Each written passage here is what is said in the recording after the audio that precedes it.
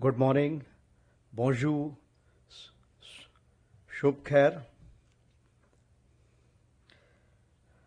Shri Jean-Pierre Lacroix, Under Secretary General for Peace Operations, Ambassador Pavtaneni Harish, Permanent Mission of India, distinguished chiefs and representatives of troop contributing countries, esteemed guests, members from the media, ladies and gentlemen. It's a profound honor to welcome you all to this landmark conference of United Nations peacekeeping troop contributing countries. Since 1948, peacekeeping has stood as a beacon of hope for millions, upholding peace, stability, and human dignity in regions marked by conflict. As the second UN Secretary General, Dag Hammarskjöld aptly put it, peacekeeping is not a soldier's job, but only a soldier can do it. Peacekeeping represents the most visible manifestation of the UN Charter's call to maintain international peace and security. In this spirit, your presence here reinforces the collective resolve of nations to ensure that peace remains not just an aspiration, but a lived reality for those in need. Whenever I am amongst the blue helmets, my thoughts travel back to 1993-94, when I was deployed as a young major as part of UNOSOM II. Serving alongside the peacekeepers, and if I can recall correctly, the countries that time were Bangladesh, France, Italy, Malaysia, Morocco, Nepal, Nigeria, and Uganda. 8 of these countries are represented here today. It was indeed one of my proudest moments in uniform. That experience taught me the enduring strength of solidarity, where different nations, cultures, and languages came together under the single flag of peace. Today, this conference builds on that same spirit as we welcome the leadership of 32 troop contributing nations who together provide nearly 2/3 of all peacekeepers deployed worldwide. Truly, it's an assembly that reflects both pride and purpose.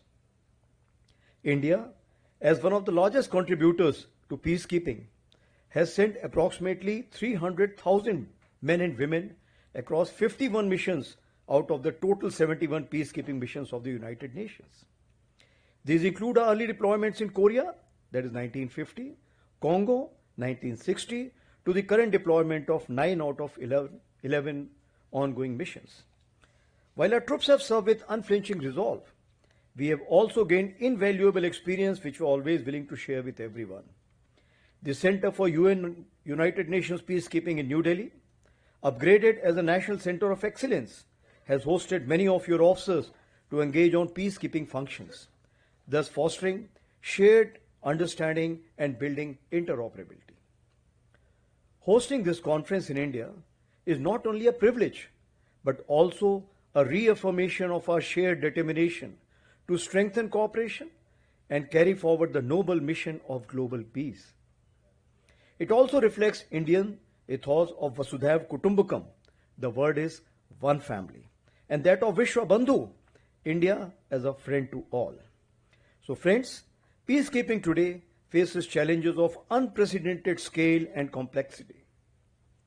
The global order is almost an inflection point, marked by over 56 active conflicts and the involvement of nearly 90 nations. The infusion of disruptive technologies, the growing influence of non-state actors, hybrid warfare, and the scourge of disinformation have blurred the traditional boundaries of conflict. Shifting geopolitical currents strain the spirit of consensus that underpins cohesive United Nations action. Such realities demand more resilient, swift, and unified responses that only peacekeepers working together can deliver. A peacekeeper, apart from being a security provider, is a diplomat, a technology enthusiast, a nation builder in far-flung areas, and also may be the only media for flow of information in conflict zones. The blue helmet, or caste blue, can in fact be called the glue that binds a mission and facilitates the functioning of the other organs of United Nations as also the NGOs. Given this crucial role of peacekeepers, we have no choice but to be future ready, which may require bold imagination and practical adaptation.